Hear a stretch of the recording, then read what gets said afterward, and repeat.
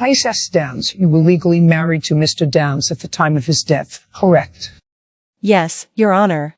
And you had been married to him for 22 years and have children together? Yes. How many children? 2. When did you marry Mr. Downs? November 1st, 1995. And when did he pass away? November 8th, 1995. And when did he pass away? November 8th, 1995. So you were married for only 7 days? November 8th, 1995. Not even time for a proper honeymoon? Unfortunately, no. So the issue today is regarding a car Mr. Downs owned at the time of his death. It was in his name, correct? Yes, that's correct. And both of you believe you have a right to the car? Yes. All right. Isis Downs, tell me why you believe you're entitled to it. Your Honor, first of all, Esther was never legally married to my husband. She was his common-law partner, and even then, it was only about 17 years, not 22. They never formalized the relationship. 17 years is still significantly longer than your 7 days. That's true. But before we got married, he was in the process of legally ending things with Esther.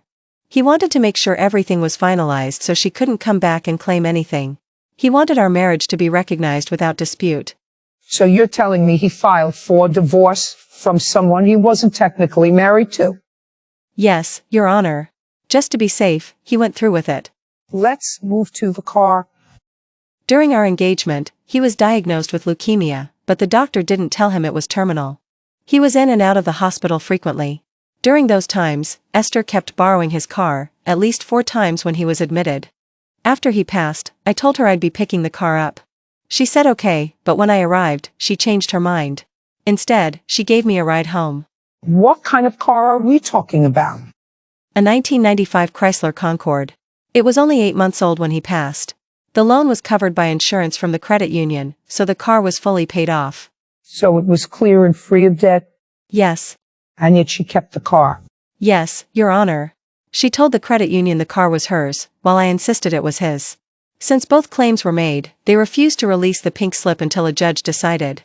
It cost $22,000, and at the time of his death, there was $17,000 left to pay. She kept the car, Your Honor.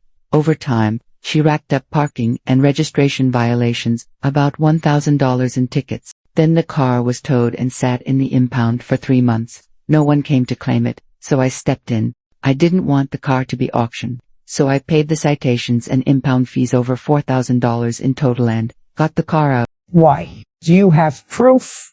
Esther, why didn't you pay the tickets?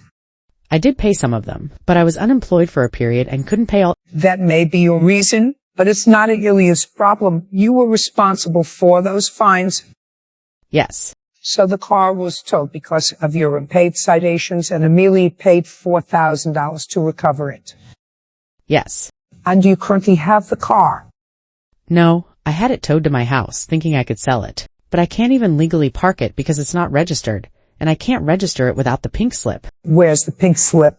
Still with the credit union. They won't release it until a court decides who it belongs to. All right. Tell me, why do you believe the car belongs to you? Honestly, I don't believe it's mine directly. I think my son's children should have a claim on it as part of his estate. There was no will, but they were named as beneficiaries for certain assets, although they haven't received anything yet. So the divorce decree between you and Mr. Downs states that the car was his alone? Yes. The car was purchased in 1995 for $22,000. Now, assuming depreciation, it's probably worth around $15,000. Amelia paid $4,000 to recover it money that Esther was supposed to be responsible for. On top of that, the car was in your husband's name, and you were legally married to him at the time of death. Then if only for 7 days.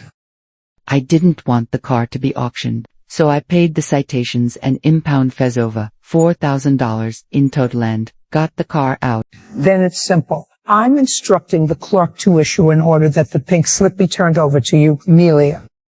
Thank you, Your Honor. That way, you can recoup the money you spent. Esther, you and your sons had ample opportunity to care for that car. Letting it get towed and collecting citations was irresponsible. That's all. Case closed.